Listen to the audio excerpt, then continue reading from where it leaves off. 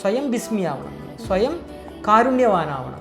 അങ്ങനെ സ്വയം കാരുണ്യവാനായിട്ടുള്ള ഇയാൾ എങ്ങനെ ഒരു മൃഗത്തെ സ്ലോട്ടർ ചെയ്യും? ഒരിക്കലും പറ്റില്ല.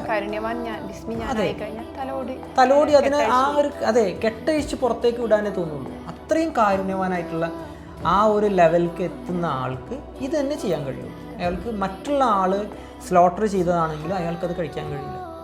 കാരുണ്യമുള്ളിൽ തുളുമ്പി പുറത്തേക്ക് ഒഴുകുന്നൊരു അവസ്ഥയാണല്ലോ അയാളിൽ കാണുക. പിന്നീട് പുറത്തുനിന്ന് ഈ സിസ്റ്റം നോക്കി കാണുമ്പോൾ നമുക്ക് മനസ്സിലാവുന്നത് ഈ മദ്യവും പോർക്കെല്ലാം നിരോധിക്കുന്ന സമയത്ത് തന്നെ തൻ്റെ സമുദായത്തിന് ഈ മത്സ്യമാംസങ്ങൾ കഴിക്കുന്നത് അദ്ദേഹം നിരുത്സാഹപ്പെടുത്തിയിരുന്നു എന്ന് നമുക്ക് കാണാൻ പറ്റും, മനസ്സിലാവും നമുക്ക്.